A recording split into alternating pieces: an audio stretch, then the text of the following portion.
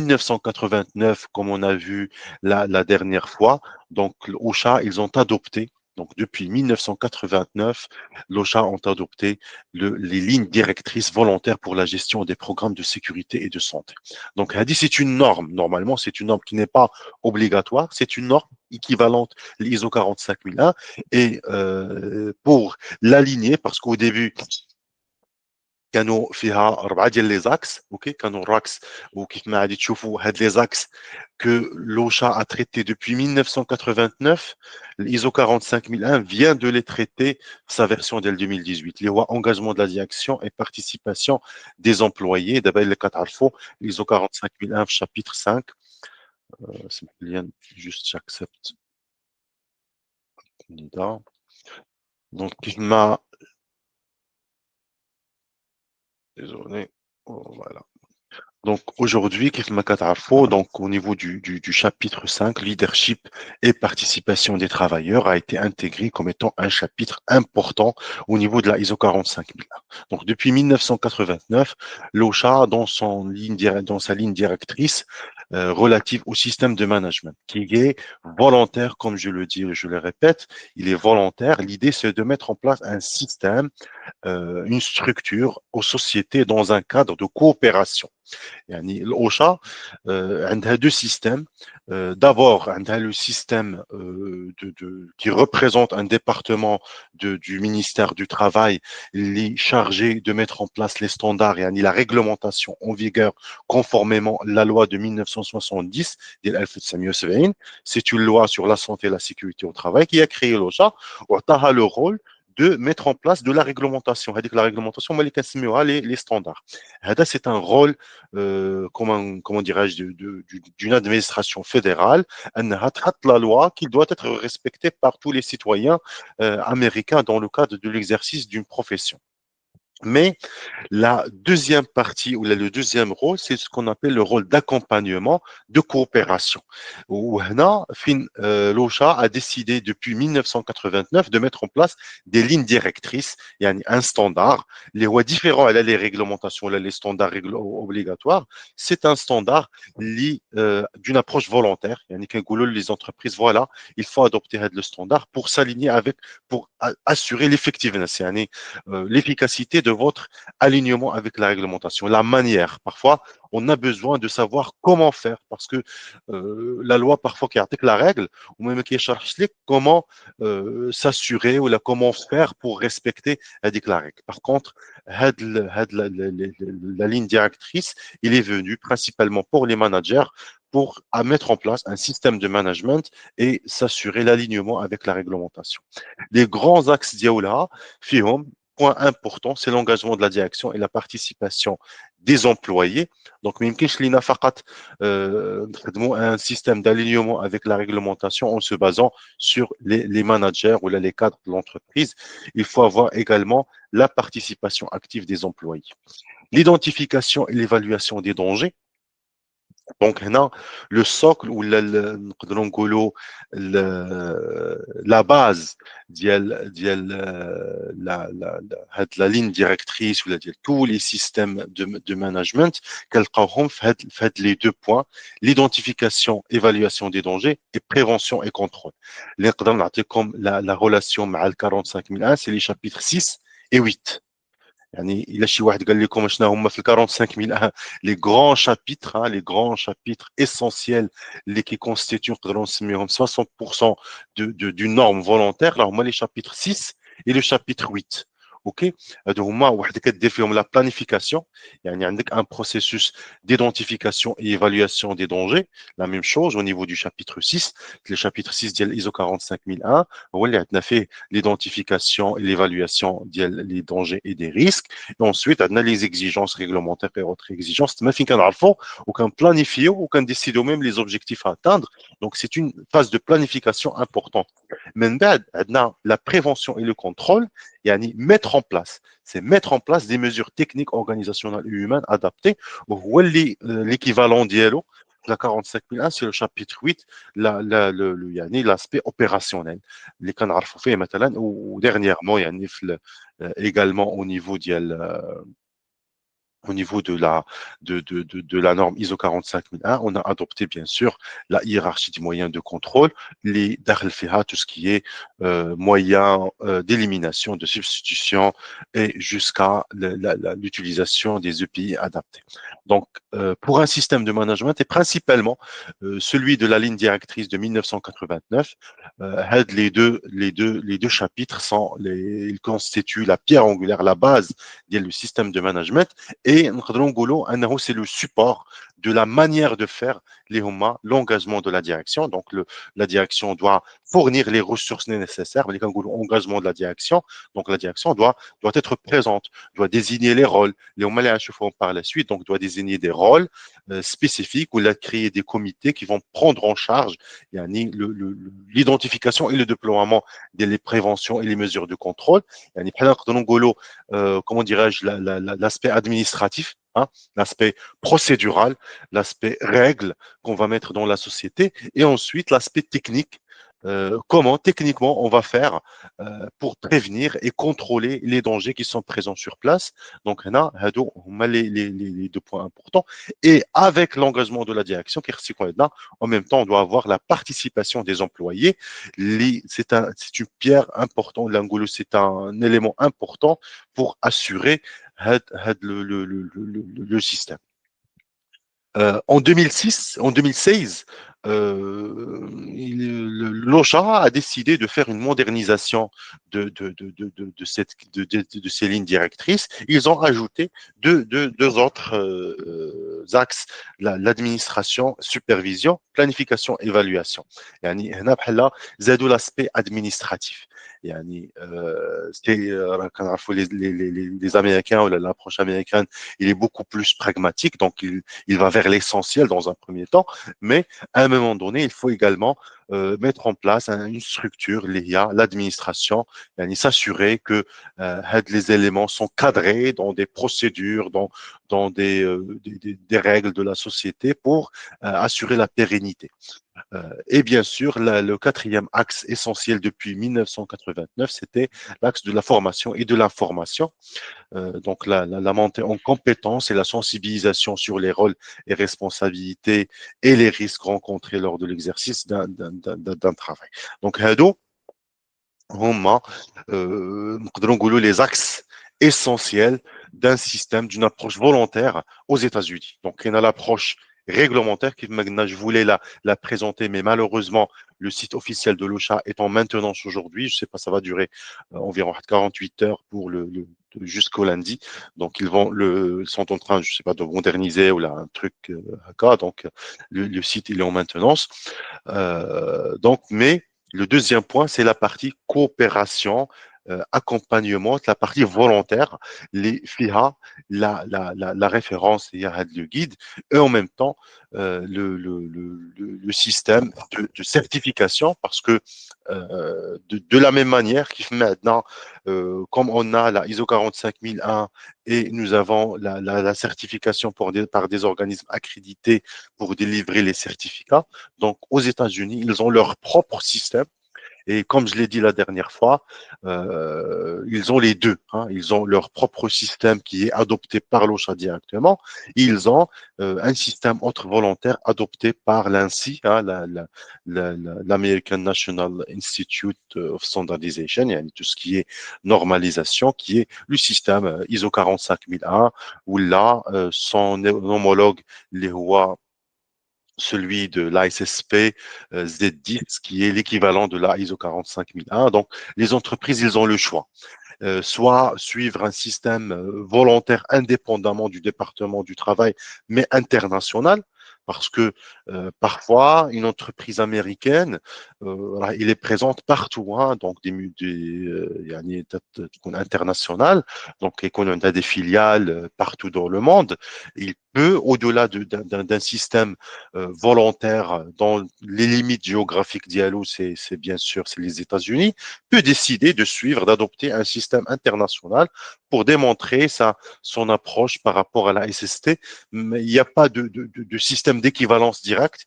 Yani aujourd'hui, les organismes de certification accrédités même par l'ANAB, yani l'organisme d'accréditation américaine, ils vont pas venir vers une société qui est certifiée VPP ou Sharp ou leur délivrer la certification ISO 45001 par une équivalence. Ça n'existe pas, ce système souple de la manière. Donc, les sociétés, à un moment donné, peuvent décider de faire en même temps la certification VPP ou Sharp ou en même temps faire appel à un organisme d'accompagnement et s'aligner avec la ISO 45001, ensuite la faire certifier par des sociétés accréditées, par différents organismes d'accréditation aux États-Unis. Le plus fameux, le plus connu, c'est la NAB.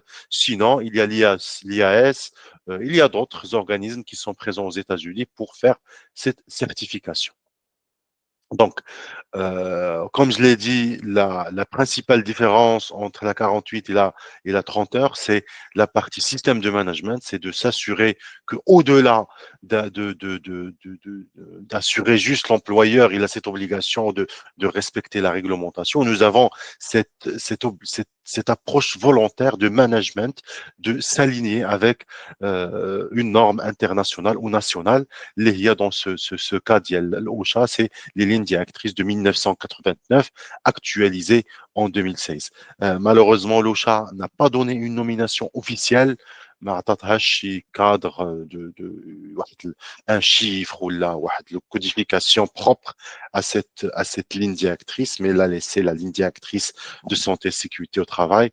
Donc, de 1989 ou de actualisé en 2016, mais on n'a pas un chiffre propre par rapport à cette guidelines. Donc, tous les systèmes, donc pour parler système de management, donc un système peut être considéré comme un arrangement ordonné d'activités indépendantes et de procédures connexes. Donc, on a des activités et on a des procédures de soutien, de support qui vont permettre yani de transformer des éléments d'entrée en éléments de sortie en assurant yani des activités bien sûr ordonnées en interaction dans le cadre d'une structure globale. Yani un système, c'est un ensemble d'éléments qui normalement délivrent un produit ou là des extrants ou là des éléments de sortie avec une valeur ajoutée en faisant une transformation, bien sûr, selon l'ensemble des processus de ce système. L'idée principale, c'est que un système où l'approche système adoptée, bien sûr, comme étant un principe au niveau de la qualité, de la sécurité et de l'environnement, donc ça montre l'importance que un système ne peut fonctionner que si tous ces processus sont correctement arrangés. Hein. De l'arrangement ordonné d'activité, c'est lui qui assure la délivrance des attentes du système. OK? Donc, si un système de gestion ne dispose pas d'une structure, les intrants ou les processus adéquats, les résultats ne seront pas ceux escomptés. Donc, le résultat ne peut être obtenu que si nous avons l'ensemble des processus, nous avons l'ordonnancement ou la structuration, yani l'EBRINA, et en même temps avoir les éléments d'entrée et pour prévoir des éléments de sortie. Vous pouvez imaginer un système, c'est comme une voiture avec son conducteur. Hein. On ne peut pas faire rouler une voiture probablement avec les systèmes autonomes dernièrement, mais en principe, une voiture ne peut rouler qu'avec un système de conduite qui est dans le cas de la majorité des cas, c'est le conducteur. Donc, c'est ça ce qu'on peut considérer, faire l'aspect humain, faire l'aspect technique et faire l'aspect organisationnel. Donc, la personne, s'il ne sait pas comment conduire, va pas savoir, même si la voiture fonctionne correctement. Donc, vous avez des exigences sur le véhicule, vous avez des exigences sur le conducteur et vous aurez besoin d'une structure commune. Yani, les compétences le conducteur doivent être adaptées avec un conducteur de voiture légère, on attend pour la conduite d'un bus ou là d'un autre véhicule qui n'est pas adapté. Donc là, il y a la structure qui est le lien entre les compétences de la personne qui va conduire et l'engin adapté pour la conduite, on va dire la structure. Donc comme des processus hein, اللي هما كيف ما قلنا peut-être l'aspect organisationnel ou l'aspect humain اللي هو le conducteur, et l'autre c'est l'aspect voiture et son fonctionnement, et bien sûr les éléments d'entrée, le des informations, les éléments de sortie qui est un résultat qui est la conduite d'une voiture d'un point A à un point B, et la structure qui est le cadre d'autorisation, de permis de conduire. Donc, c'est un ensemble de codes, hein, le code de conduite ou là, le code de conduire une voiture. Donc voilà, donc aux États-Unis, donc c'est comme partout dans le monde, il n'y a pas que des grandes sociétés avec des systèmes complexes et compliqués en termes de gestion. Donc, un système de gestion de la sécurité peut prendre différentes formes en fonction des sociétés. Donc, dans une petite organisation, donc une personne peut remplir l'ensemble des fonctions, yani, depuis la direction, les ressources humaines, le responsable HSE, mais dans une grande organisation, donc des personnes peuvent être en charge de différentes structures, différents processus de l'entreprise. Donc, l'idée, c'est de voir un peu le rôle et responsabilité de l'ensemble des personnes qui vont intervenir dans le cadre de ces structures. Alors, la première personne normalement qui existe, c'est un safety manager. Donc, c'est la personne, c'est la personne qui va prendre en charge le management du système. Donc, ce n'est pas la personne qui va prendre en charge le contrôle technique ou la prévention des risques, mais c'est lui qui va chapeauter, qui va s'assurer du respect de le système il fait sa structure, fait les processus, fait les éléments d'entrée et les éléments de sortie. Donc, c'est la personne qui gère et contrôle administrativement pour limiter l'exposition au danger. Généralement, un manager safety ou la responsable de sécurité est placé sous la responsabilité de la personne qui détient la première responsabilité, soit un directeur des opérations, soit un directeur général.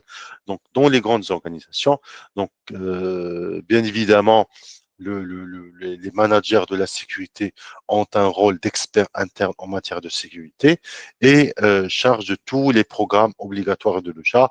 Et bien sûr, ils participent dans l'organisation des comités de sécurité comme consultant principal.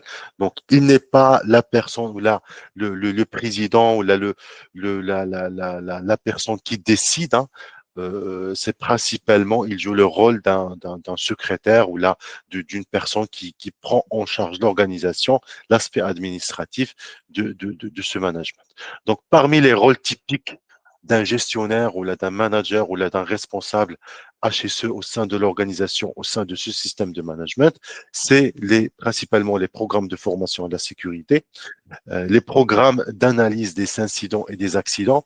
Je ne parle pas de chapeauter ou là, de prendre en charge les accidents ou là, de prendre en charge les analyses des accidents, mais c'est lui qui prend en charge le programme, donc la manière de faire pour s'assurer du respect de la procédure des accidents et des incidents. Il peut parfois participer, il peut ne pas participer dans le cadre de tous les accidents et les incidents, mais c'est lui qui est le garant du respect de la procédure d'analyse et d'enquête des accidents et des incidents. Il prend en charge bien évidemment tous les programmes obligatoires de l'OSHA, donc s'assurer de l'alignement avec les standards des espaces confinés, le HAZCOM, la communication des dangers sur les risques des produits chimiques et autres standards majeurs au niveau de l'OSHA. Et bien sûr, il prend en charge l'analyse ou le respect de la procédure d'analyse des risques professionnels. Parmi les fonctions typiques également sont la gestion de tous les domaines du système de management de la sécurité. Il effectue des inspections et des audits, veille également au respect des programmes obligatoires, consultant principal au niveau du comité d'hygiène et de sécurité et effectue des recherches, hein, pour s'assurer de l'amélioration de son système de management de la sécurité. Donc là, on a le responsable ou là, le manager de la santé et la sécurité au travail. Un autre rôle, parfois qui n'est pas rattaché dans les entreprises directement au responsable HSE ou à la direction générale, mais parfois il peut être rattaché à une direction de maintenance ou une direction de production, c'est l'ingénieur sécurité. Au sein des États-Unis, ils ont cette habitude d'avoir de safety engineer. Ok, donc c'est une personne qui détient les connaissances techniques en relation avec le contrôle technique pour l'élimination et la réduction des risques. Ok, donc il faut y avoir dans les grandes organisations. Donc le safety manager, parfois, il ne détient pas l'ensemble des connaissances techniques obligatoires sur les aspects de contrôle et de prévention des risques. Donc, il a besoin. Parfois, il peut être en même temps un ingénieur sécurité, un safety manager, comme on a dit dans les moyennes et petites entreprises, mais parfois, on a besoin des deux rôles, donc un aspect technique, hein, un ingénieur sécurité. Donc, l'ingénieur travaille, comme on a dit, soit dans les services, les départements de maintenance ou d'ingénierie. Hein, parfois, on a des entreprises avec des directions techniques, des directions d'ingénierie. Donc, c'est eux qui prennent en charge la conformité technique et le contrôle technique des dangers et des risques, identifiés bien évidemment en travaillant avec le safety manager. Donc, parfois, comme j'ai dit, ce n'est pas le safety manager qui propose ou là qui a des solutions techniques pour la prévention des risques et et le contrôle des dangers au sein du travail. Donc, là, qui j'ai le rôle de l'ingénieur sécurité afin d'éliminer ou de réduire les risques susceptibles de causer des blessures graves. Donc, ils ont besoin d'une formation supplémentaire sur les sujets techniques tels que l'élimination des risques, la protection des machines, la sécurité électrique. Donc, on a tous les aspects techniques, hein, les aspects de conformité technique sur les normes techniques. Donc, on a besoin de l'ingénierie, de la technicité, hein, parce que de la maintenance, hein, c'est pour s'assurer que les machines, les produits chimiques, les risques électriques sont conformes avec la réglementation en vigueur et leur aspect technique.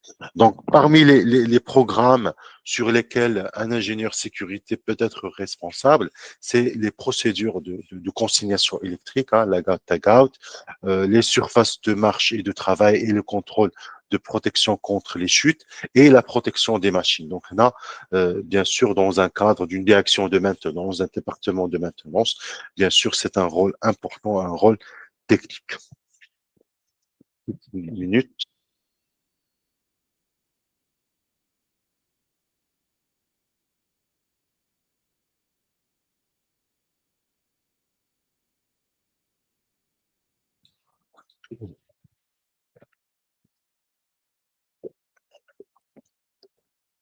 Donc, parmi les autres tâches dont les ingénieurs peuvent être responsables, c'est d'effectuer des inspections et des audits et veiller à ce que la sécurité soit prise en compte lors des achats d'outils, d'équipements et de machines. Donc, ils participent dans l'élaboration des cahiers de charges relatives et s'assurent de la conformité et effectuent des recherches d'analyse pour améliorer la sécurité, principalement technique, sur le lieu de travail.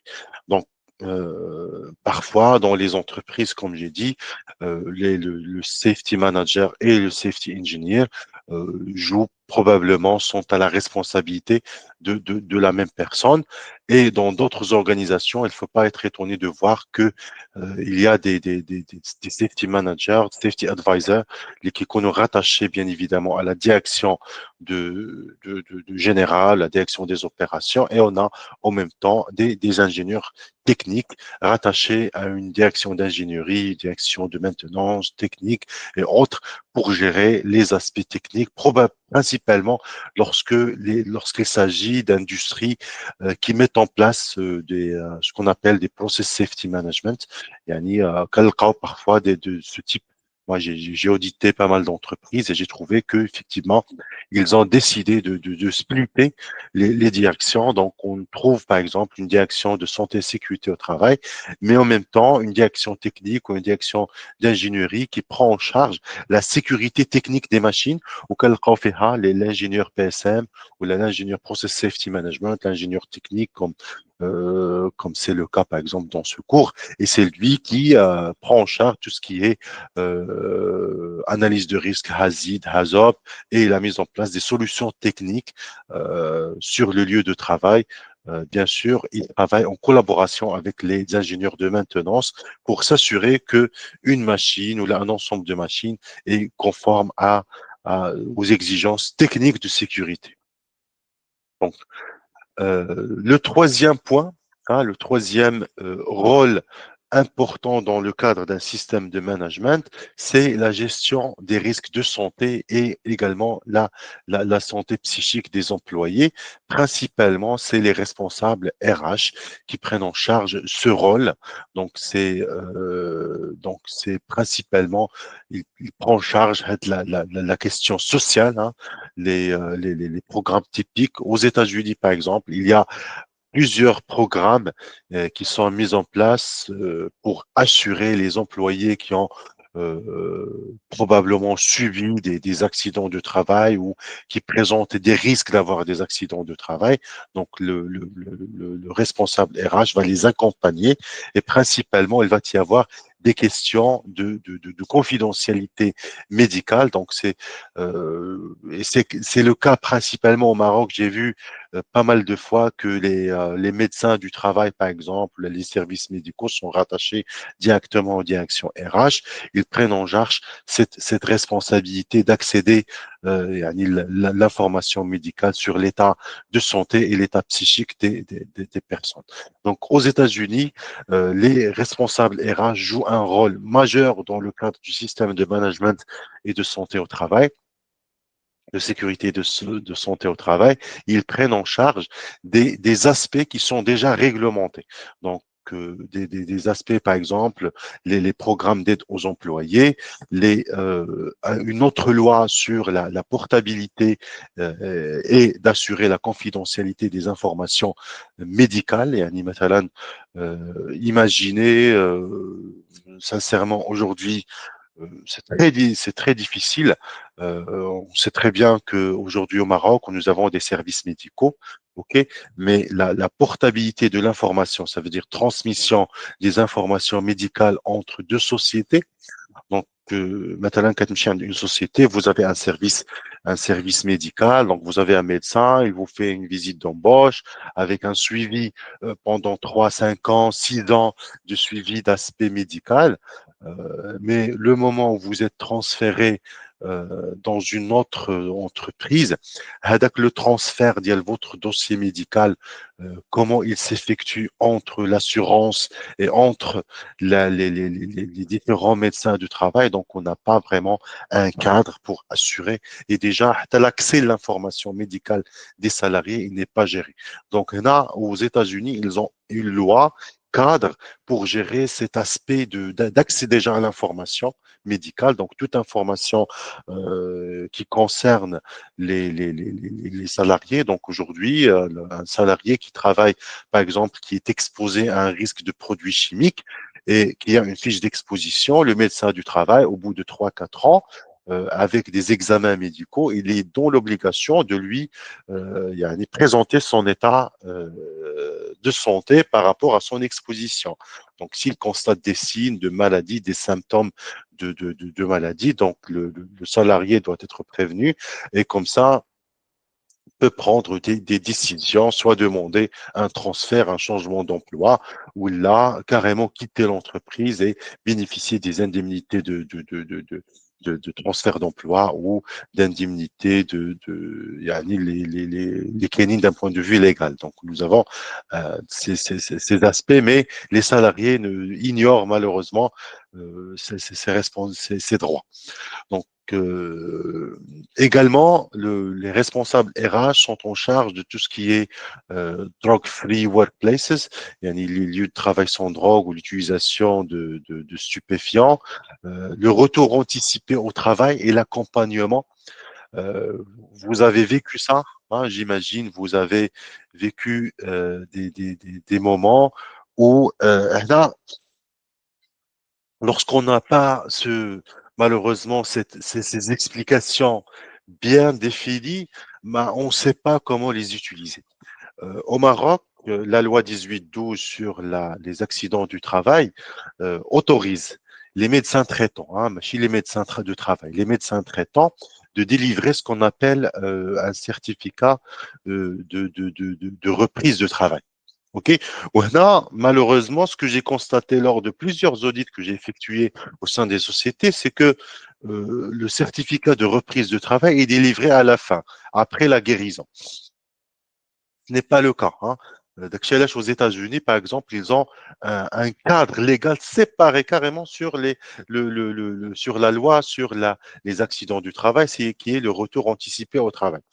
هنا مثلا نعطيكم l'exemple ديال la reprise du travail اللي qui vient avant la fin de la période de consolidation et de guérison. Ok. Donc, مثلا, la personne a subi un accident de travail. Donc, le médecin du travail va lui prescrire, مثلا, je dis n'importe quoi, 30 jours d'arrêt. Au bout de 15 jours, la personne, مثلا, il peut effectuer une visite chez le médecin traitant et le médecin traitant peut constater que la personne peut revenir au travail si il effectue light duties, يعني des activités qui sont avec moins de charge.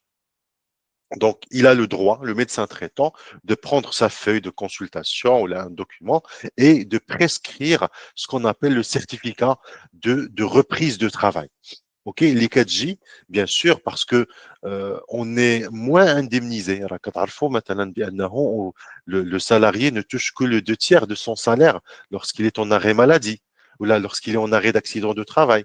Et probablement, il y a des postes, la personne touche مثلا d'autres indemnités, hein, des pourboires ou là, peu importe, il veut revenir au travail. Donc, avant la fin de la période de consolidation et la période,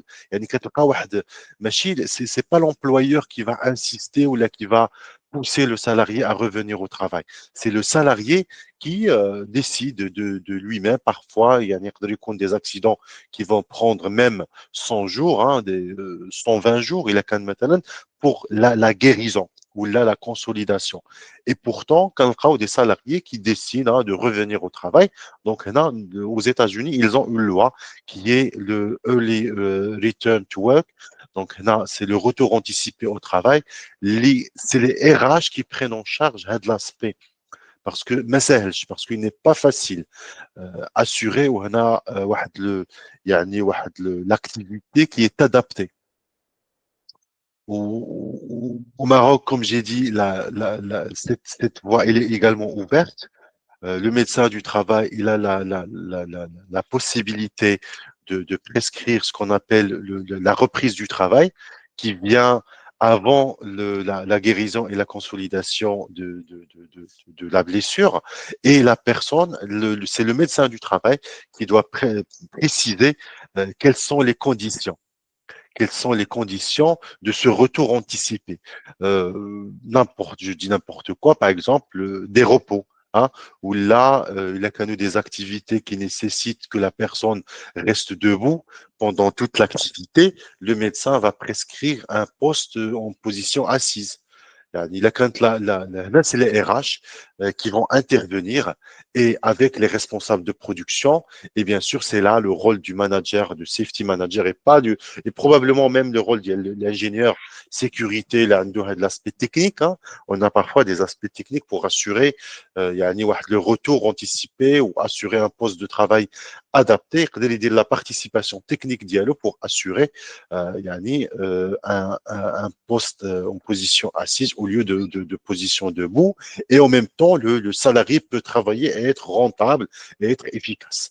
Donc, c'est là où intervient les rôles des RH avec l'accès à l'information, l'IGNA qui a le médecin traitant, par la suite, bien sûr, approuvé par le médecin du travail de l'entreprise, et on peut assurer ce retour anticipé. Les RH, bien sûr, sont responsables sur d'autres aspects, qui est la prévention, par exemple, de la violence sur le lieu de travail et l'harcèlement, programme des incitations et de reconnaissance des travaux exécutés, maintenant des primes, hein, donc ils peuvent adapter, intervenir sur cet aspect d'encouragement du travail en sécurité. Parfois, le safety manager à lui seul, il peut ne pas vraiment avoir l'autorité pour intégrer donc des primes spécifiques à un travail en sécurité. Et c'est là où intervient les RH pour intégrer des grilles de primes adaptées à la reconnaissance des activités réalisées en toute sécurité, des primes de zéro non-conformité et gestion bien sûr des sinistres, tout ce qui est plan d'urgence suite à des accidents de travail, donc le lien avec les cliniques conventionnées et les programmes de responsabilisation et orientation des inductions. Donc, parmi d'autres tâches qu'on peut confier aux ressources humaines, c'est d'effectuer des audits des programmes de ressources humaines liés à la sécurité. Bien sûr, donc ils vont vérifier est-ce que on sait très bien aujourd'hui l'impact de l'organisation RH et sur la sécurité au travail.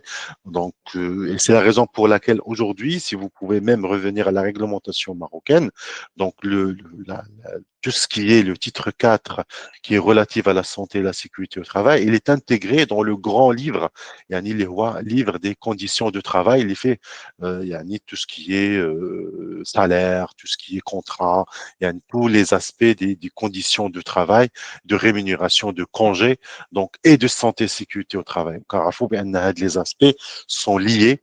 Donc, une personne qui travaille dans un cadre, par exemple, de 3 shifts, donc qui ne respecte pas les périodes de repos, que ce soit annuelles, de congés ou même les périodes de week-end et tout ça. Donc, ça peut avoir un impact majeur sur sa sécurité. Donc, ça, c'est un rôle important des responsables RH qui ont ce rôle d'intervenir pour, bien sûr, réduire la charge du travail des salariés par la composition de tout ce qui est matrice de compétences et autres matrices de polyvalence. Donc, ils ont un rôle très important. Qu'on soit également mis en œuvre des programmes d'incitation, tenir à jour les dossiers relatifs aux accidents et aux maladies professionnelles, mener des actions disciplinaires, bien sûr, avec les programmes d'incitation et de reconnaissance. Il doit y avoir également des procédures disciplinaires pour les personnes qui ne respectent pas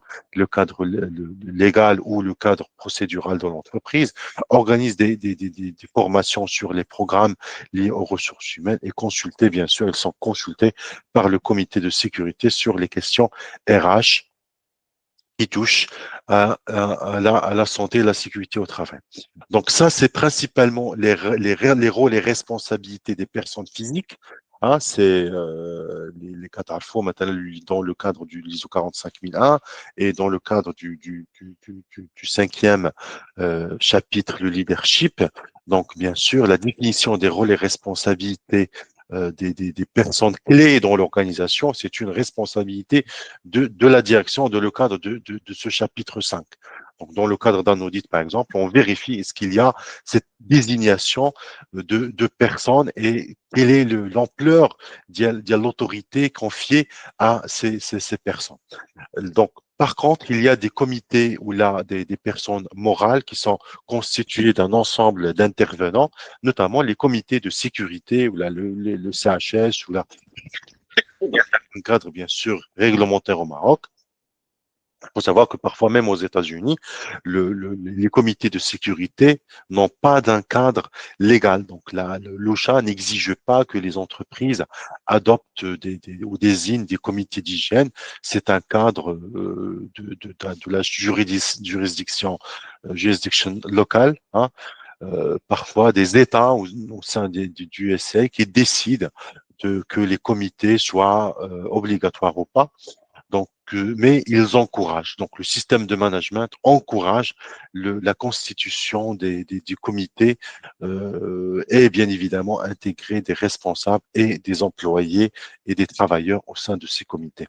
Donc, c'est une équipe de consultants internes, bien sûr, qui joue un rôle des yeux et des oreilles du système de management. Ils vont collecter, donc chacun va apporter yani, son aspect technique ou d'autorité de responsabilité au sein de ce comité. Et bien sûr, ils vont aider le système ou le manager du système de gestion de la sécurité à identifier, analyser et évaluer la conception et les performances de son système de gestion de la sécurité. Et ils fournissent des données aux responsables de la sécurité, à l'ingénieur chargé de la sécurité et au coordinateur des ressources humaines. Donc, parmi les rôles, bien sûr, qui sont parfois recommandés à ces comités, donc c'est les participations dans les programmes d'analyse des incidents et des accidents, un système de responsabilité par rapport à la délivrance au suivi des actions et les programmes d'inspection de sécurité.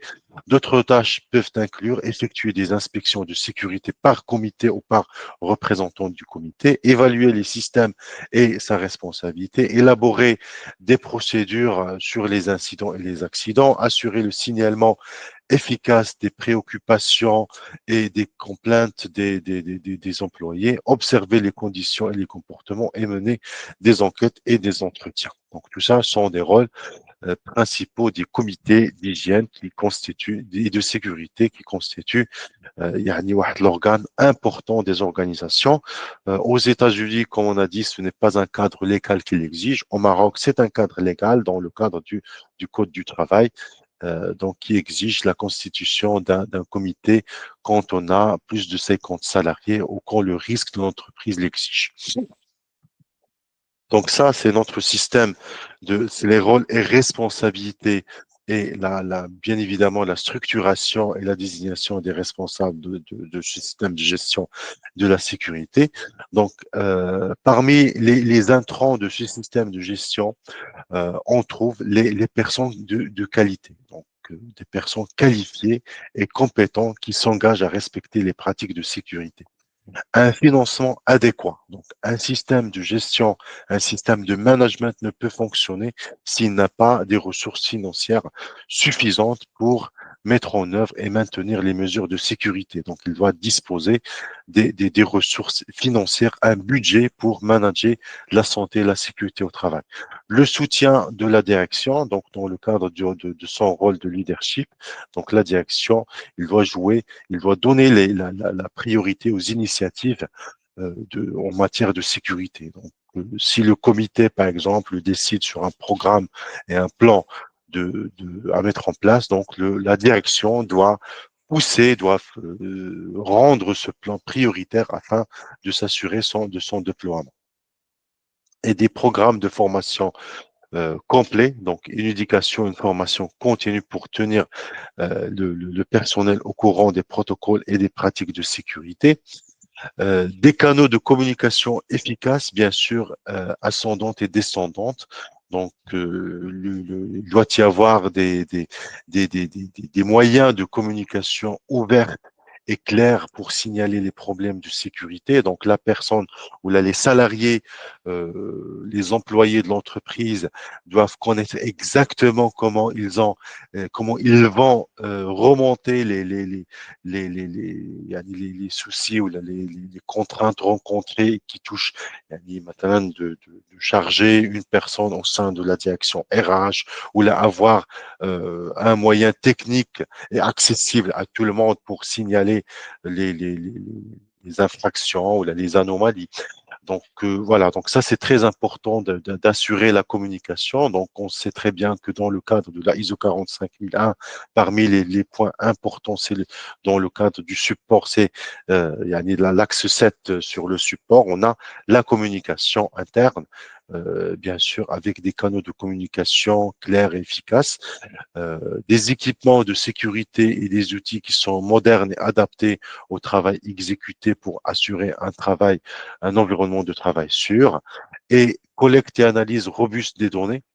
Donc, on ne peut pas construire un système de management sans avoir la donnée fiable sur sur notre système de management pour faire une analyse correcte des données remontées, que ce soit lié au danger. Hein. Nous avons besoin, par exemple, des FDS, nous avons besoin des manuels on doit vraiment s'assurer que la donnée et par exemple, dans le cadre d'un autre guide de l'OSHA, qui est le 3133 du PSM, On sait très bien que l'axe d'information, il est très important.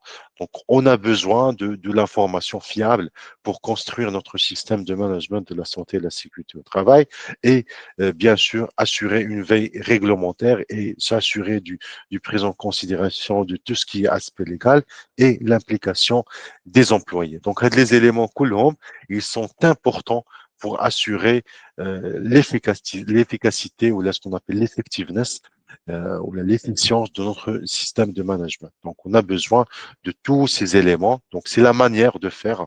Donc, on ne peut pas construire un système sans impliquer tous les employés, sans se baser ou avoir un système qui accède à l'information claire et l'information sûre, sans avoir le financement adéquat, le leadership et la communication sûre.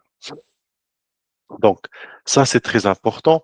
La performance des processus ou de ce système donc, peut être mesurée en mesurant l'engagement, donc faire preuve du leadership, de gestion et de planification, de responsabilité, donc administrer des conséquences efficaces pour les performances, l'implication et l'identification, l'analyse, donc l'analyse des incidents, des accidents et tous les programmes de notre système de gestion, le contrôle, donc utiliser une hiérarchie de contrôle pour s'assurer qu'il y a un ordre à respecter dans le cadre de la prévention, l'éducation, donc organiser des séances d'orientation, d'instruction et de formation certifiante sur la sécurité et évaluer et améliorer, donc juger la qualité des conditions en se basant sur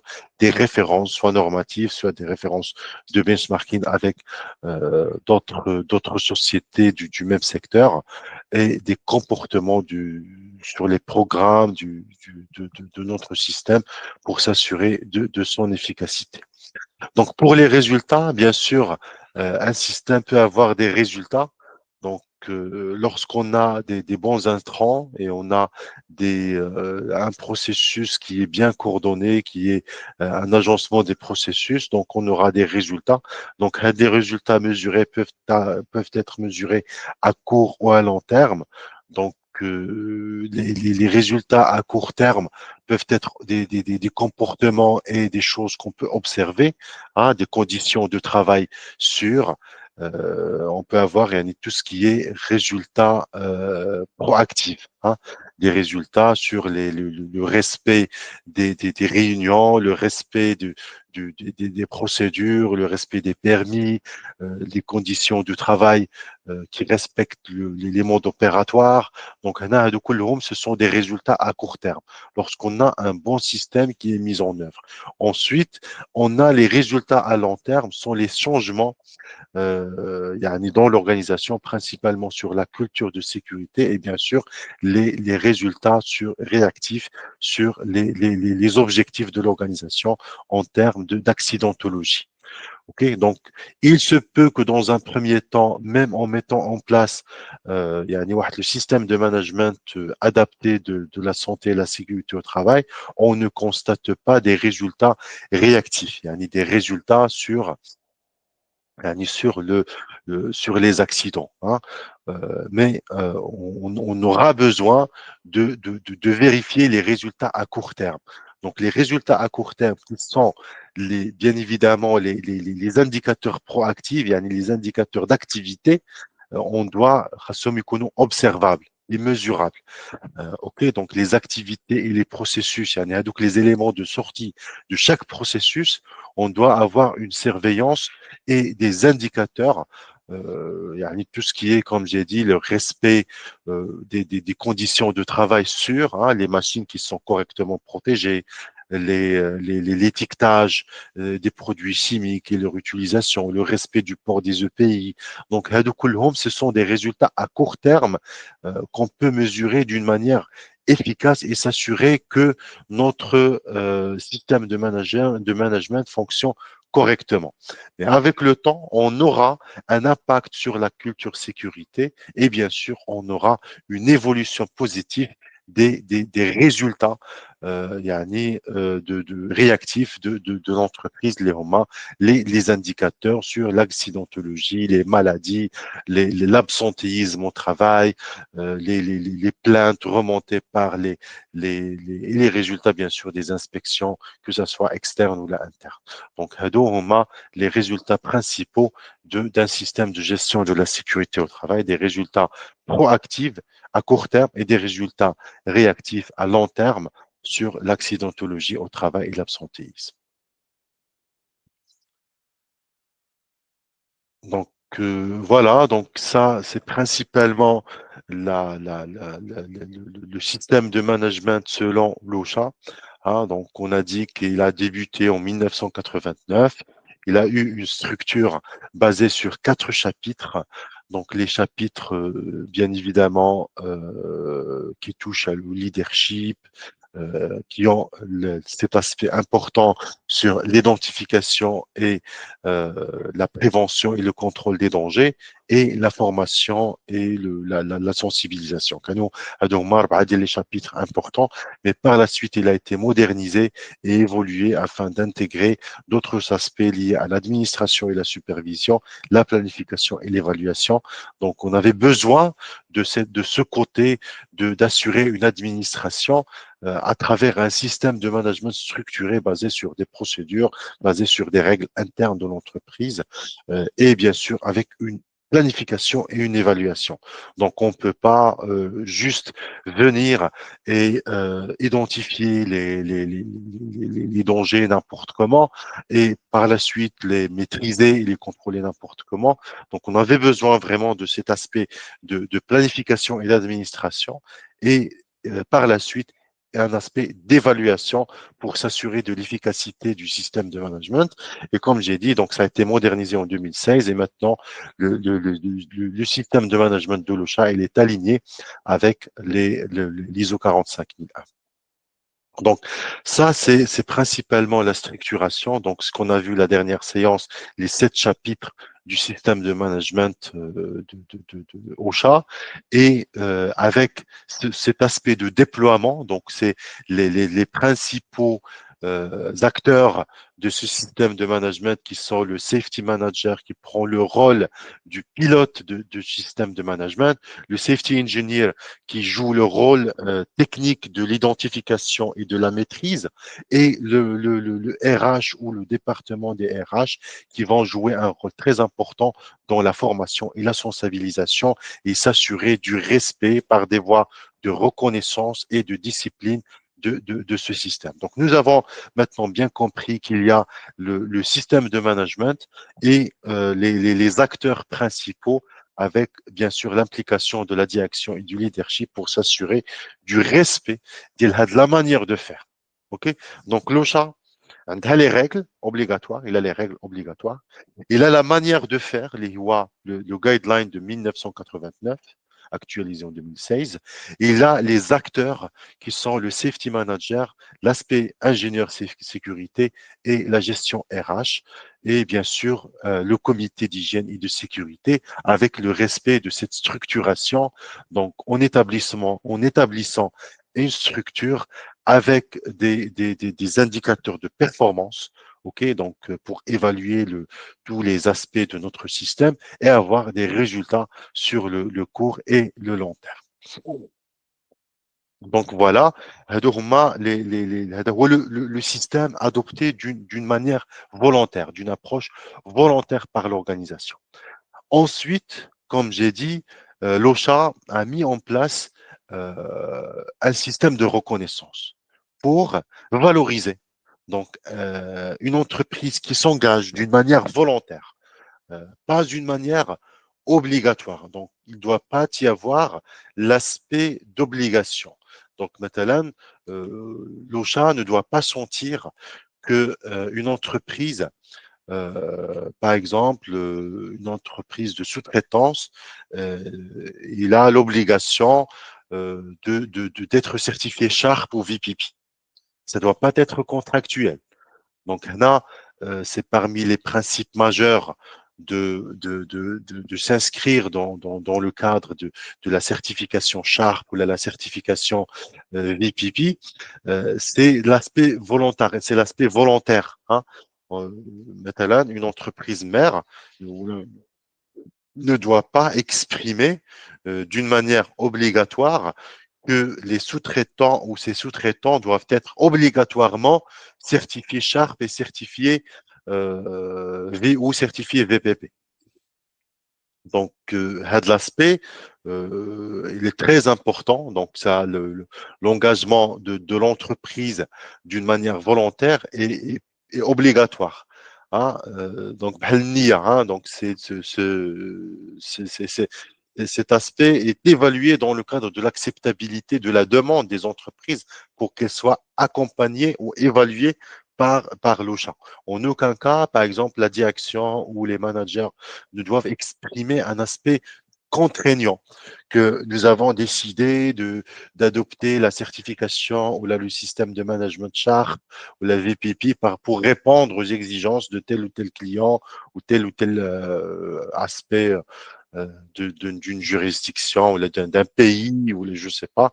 Donc ça, c'est très important de rester dans l'aspect d'engagement volontaire. Donc, avant d'attaquer les principaux deux systèmes de management dans lesquels les managers doivent être responsables, donc je ne sais pas si vous avez des questions sur ce cadre de système de management adopté par l'OSHA et sa manière de déploiement avec les acteurs principaux qui sont responsables de son déploiement. Des questions?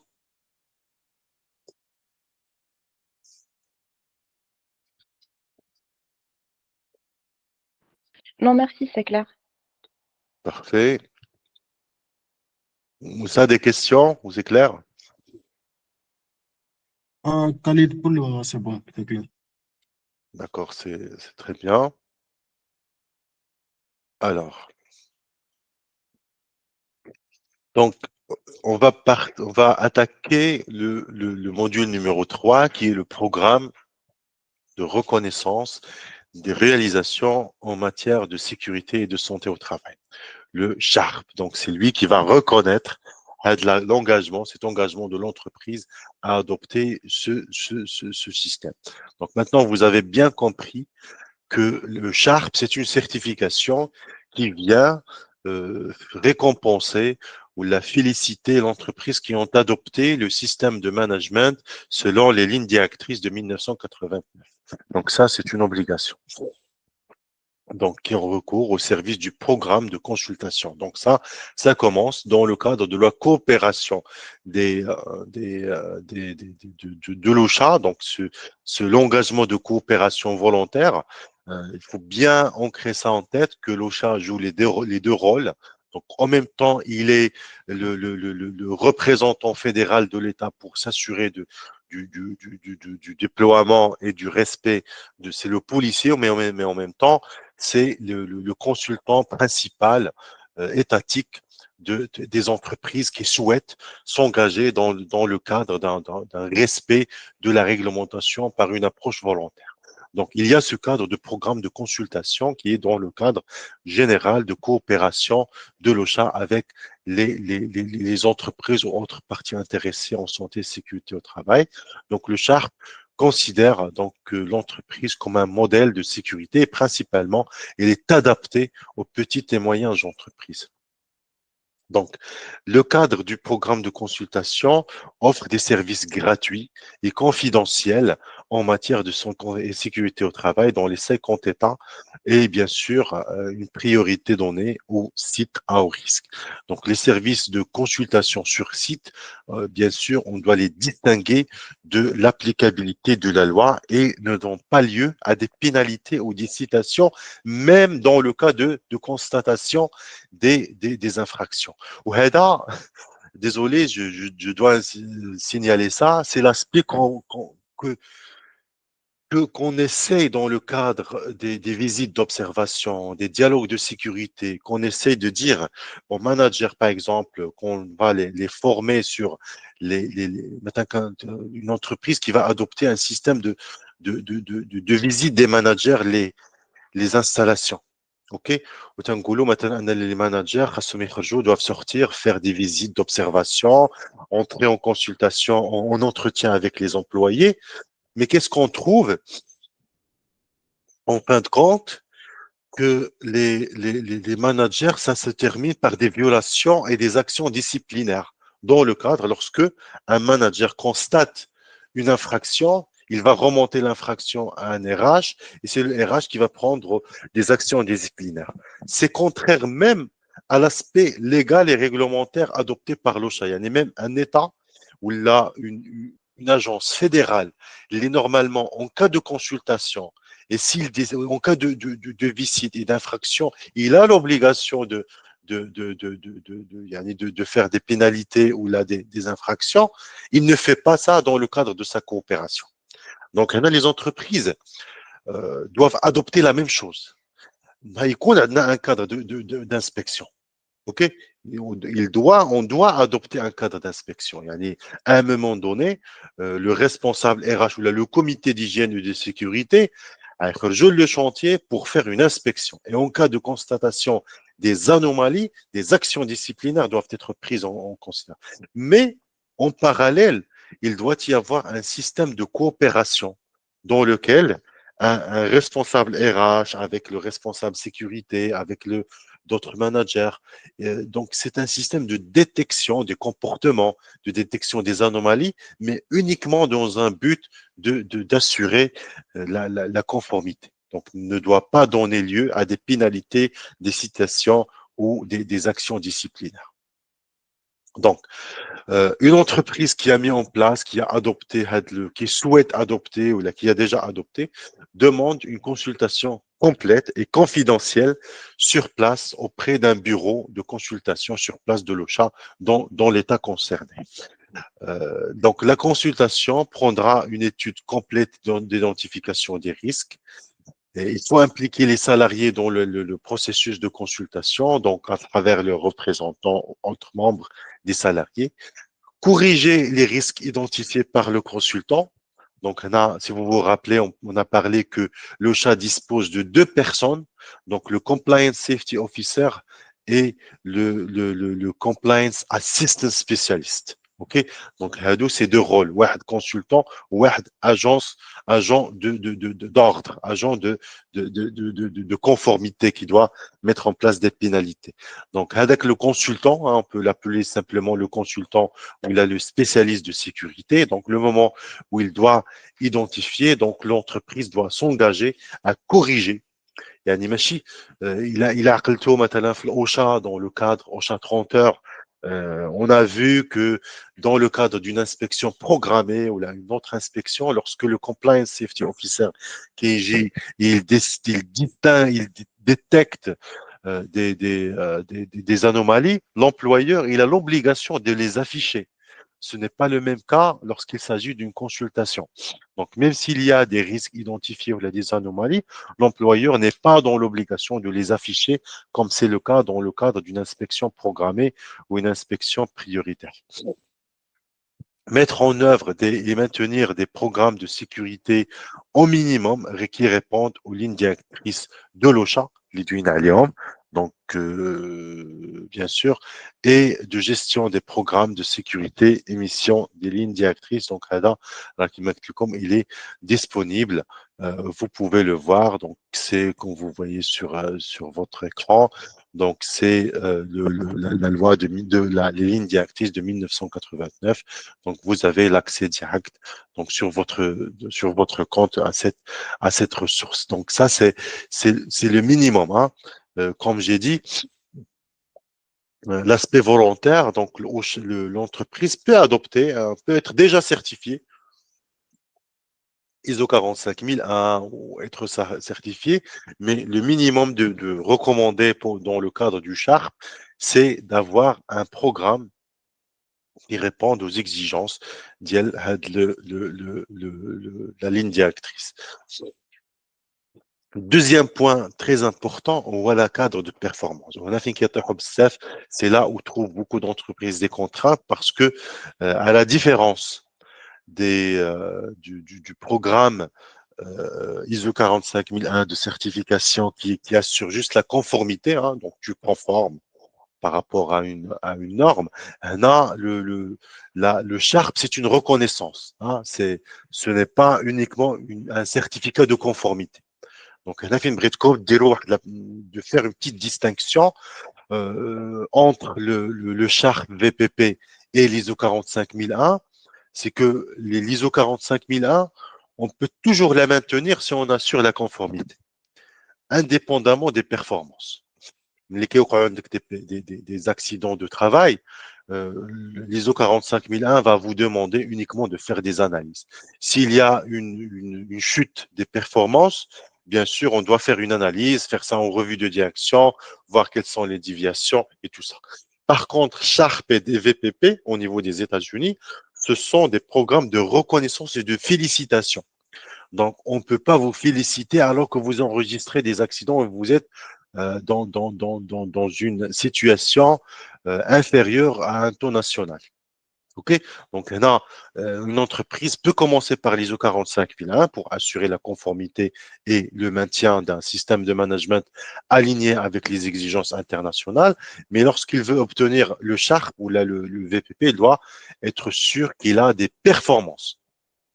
Donc, il doit lutter, militer pour avoir des performances. Dans le cadre d'un taux, ce qu'on appelle le DART, Days Away Restricted and Transferred. Donc, ce sont les types d'accidents de travail qui sont gérés principalement par le taux global des incidents. Hein, donc, le TSIR, donc c'est le taux global de tous ces accidents parce que les accidents peuvent inclure des accidents de travail avec arrêt, le DA, Days Away, les accidents qui ont intégré l'approche du retour anticipé. Donc, même s'il y a un retour anticipé, ou là, même s'il n'y a pas d'arrêt de travail, OK? Donc, parfois, on peut ne pas avoir d'arrêt de travail. Aux États-Unis, on peut passer directement à un restricted. Restricted, il y a un travail allégé, hein, donc light duties, comme on l'a appelé, ou comme l'appelle la loi aux États-Unis, light duties. Il y a une personne, on peut soulager au lieu d'avoir une charge de travail de 8 heures, on peut lui donner juste de venir 2 heures. Hein, donc, l'essentiel, c'est qu'il doit maintenir ce rythme de travail. Donc, une personne qui s'absente pendant une année, elle peut même perdre ses compétences de travail et son envie de travailler. Donc ça, on a besoin de le maintenir. Donc on peut adopter, même s'il est en état de consolidation, il est en état de guérison encore, mais on peut l'avoir en restricted ou là en transfert. Donc on va le transférer à un autre poste de travail. C'est ce qu'on appelle le DART. Donc, ce taux d'accidentologie globale, hein, taux total d'accidentologie de l'entreprise doit être en dessous de la moyenne nationale du secteur d'activité. Donc, chaque secteur d'activité, comme on a vu, de l'industrie générale, de la construction, du maritime ou là de l'agriculture, donc des taux nationaux et bien sûr, vous devez rester dans la limite inférieure de ce taux. Une fois vous dépassez, même en maintenant le système de management aligné avec le programme des lignes directrices de 1989, donc on peut vous retirer ou là ne pas vous délivrer la certification charte. Acceptez bien sûr d'informer le bureau de consultation de l'État concerné avant de modifier les conditions de travail ou d'introduire de nouveaux risques sur le lieu de travail. Donc ça, c'est une déclaration à faire. Parmi les points, les avantages autres qu'une reconnaissance par certification, bien sûr, c'est le programme où là, la certification Sharp vous assure l'exemption des inspections programmées de l'OSHA. Donc, lorsque vous êtes initialement certifié en tant que site Sharp, vous bénéficiez d'une exemption des inspections pour une durée maximale de 2 ans.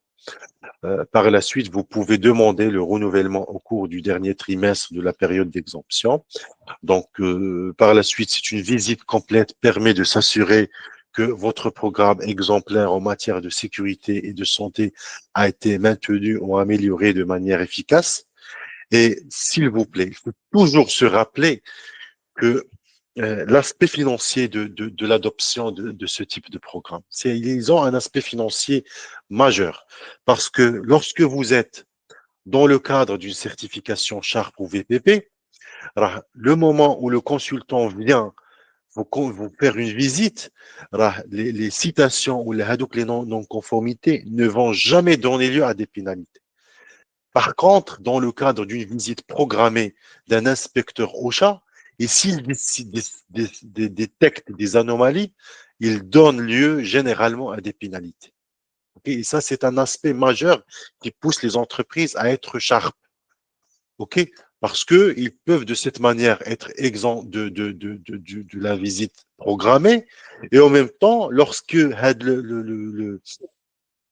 l'auditeur va venir les visiter, okay, comme j'ai dit, c'est toujours, il faut mettre en tête qu'aux États-Unis, les visites programmées, et ce n'est pas, il y a d'autres types de visites. Les 30 heures, les visites prioritaires, hein, les visites prioritaires suite à des accidents of reporting, هادو اللي شفتو هنايا s'il vous plaît, راه داخل فيهم كل شيء, et au-delà des accidents, reportable accidents. Ok, donc c'est parce que l'OSHA ne veut pas être informé immédiatement sur les DART, contrairement à ce qui se fait au Maroc. Donc au Maroc, on a besoin d'être informé sur principalement les days away. Généralement, on n'est pas trop informé sur les restricted et les transferred. Il y a ce qu'on appelle l'accident sans arrêt de travail. Même si, s'il vous plaît, les accidents sans arrêt de travail, cette notion n'existe pas au Maroc. Ça existe en France, mais ça n'existe pas au Maroc, malgré que beaucoup d'entreprises continuent à adopter cette définition d'accidentologie de sans arrêt. Il n'y a pas d'accident sans arrêt au Maroc. Soit c'est un accident de travail, soit ce n'est pas un accident de travail. On peut l'appeler d'une autre définition, first aid, soin, mais ce n'est pas un accident sans arrêt de travail parce que le moment où vous le considérez accident de travail, vous devez avoir les certificats initiaux du médecin. Et à ma connaissance, je n'ai jamais vu un certificat d'accident de travail avec 0 jour d'arrêt. Ok, donc ça, la définition légale n'existe pas. Donc, khasna une définition une définition opérationnelle. Yani, si une entreprise veut garder une statistique de l'entreprise avec cette définition d'accident de travail sans arrêt de travail, ça veut dire qu'il doit d'abord déclarer l'accident à l'inspection du travail et déclarer l'accident à l'assurance. OK? Et en même temps, obtenir, parce que dans le cadre d'une déclaration, on a besoin des certificats initiaux. Et dans le certificat initial, obtenir le 0 jour de travail, jour d'arrêt de travail. Est-ce qu'il y a aujourd'hui un médecin traitant qui va, normalement, rien ne l'oblige, rien ne l'interdit ou ne l'oblige à donner des jours d'arrêt. Mais là, on considère qu'un accident de travail, c'est quelque chose de sérieux. OK? Donc, c'est ça la première considération. C'est déjà la loi, la définition d'elle, on parle de ajz, hein, ajz, juz'i ou kulli, d'une incapacité totale ou d'une incapacité partielle. Donc, dans le cadre de la loi, on considère qu'un accident de travail, c'est quelque chose de sérieux qui nécessite un arrêt, ou là, au moins une incapacité de travail. Donc, de cette manière, on ne peut pas parler de restricted parce que la loi n'a pas donné cette définition même d'incapacité partielle. Oui, c'est bien, mais ce n'est pas comme ça que les médecins traitants les considèrent. J'aurais aimé que les médecins traitants le considèrent de cette manière et que le certificat initial donne lieu à une incapacité.